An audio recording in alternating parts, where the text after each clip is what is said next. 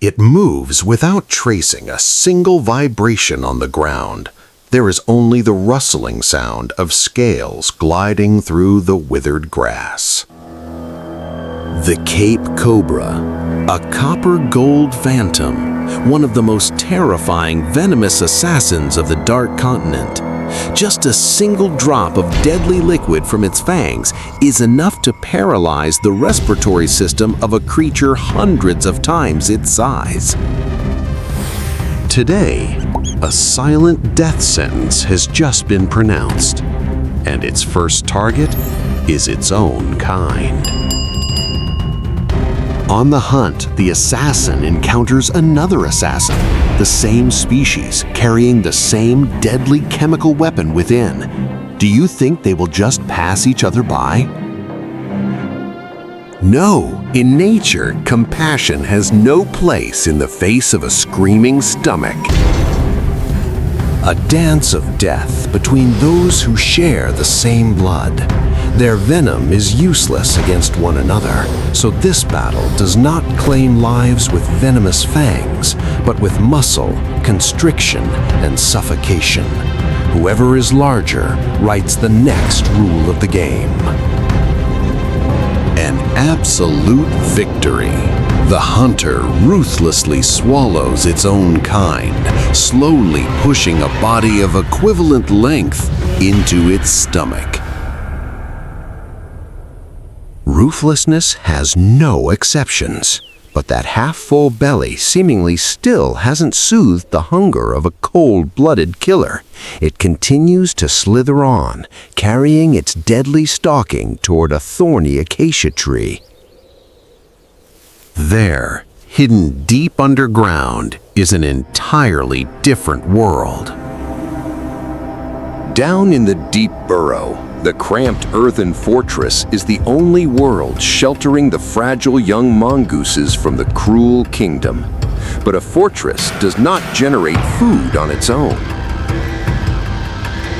For the young to live, the pair is forced to gamble their lives and step out onto the battlefield. They leave in caution, completely unaware that the moment their shadows fade, a dark phantom of death has awakened and is slithering closer. The cobra's black forked tongue constantly flicks in and out. It is not threatening. It is analyzing the chemistry in the air. It is tasting the scent of life, the scent of sleeping young, entirely unguarded. The predator's cold eyes sweep across the space. Then that copper-gold silhouette slides deep into the pitch-black darkness of the deep burrow. Not far away, the two adult mongooses have found their target. They do not hunt fleeing prey, but seek out a fortress of flesh and bone, a giant white rhinoceros. With over 2 tons of muscle and skin as thick as armor, this giant is frequently tormented by blood-sucking ticks, and this is when nature shows off a miraculous peace treaty. The tiny hunters roam on the colossal back, meticulously plucking every plump tick. For the mongooses, it is a protein-rich feast. For the rhinoceros, it is a perfect cleaning service.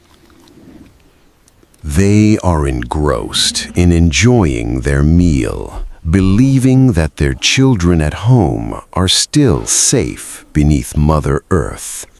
But on the Savanna, peace is often just the sweetest lie before the storm strikes. While the mongoose couple is leisurely on the rhino's back, on the other side of the field, an empty burrow entrance has been breached. The tick feast continues without a care. Meanwhile, underground, a silent tragedy with no chance of resistance has struck and concluded. The assassin slithers out of the burrow entrance.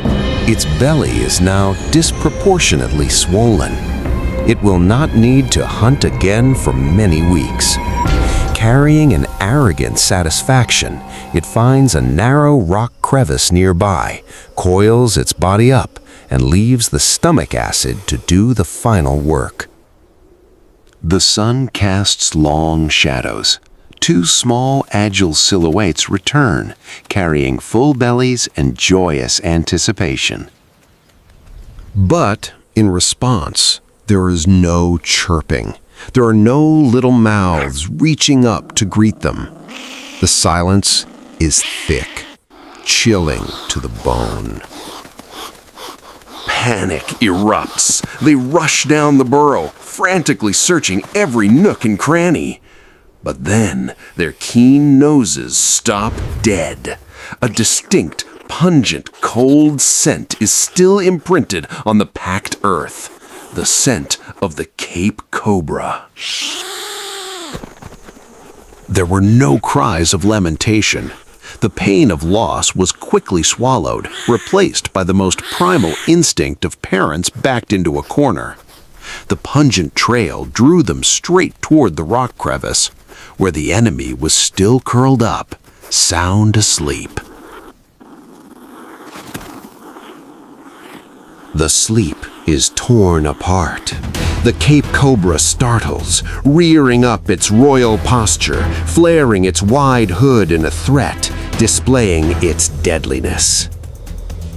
But standing before it right now are not terrified prey. They are two phantoms carrying the fire of vengeance. The snake strikes. The lightning-fast bite carrying lethal venom grazes through the air. But mongooses are the greatest dancers of death. They dodge in just a millisecond, and even if a sharp fang sinks deep into their flesh, that venom is completely useless. Nature has bestowed upon the mongoose an ultimate privilege.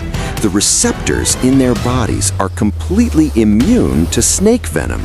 The proudest, most terrifying weapon of the cobra suddenly becomes a discarded toy.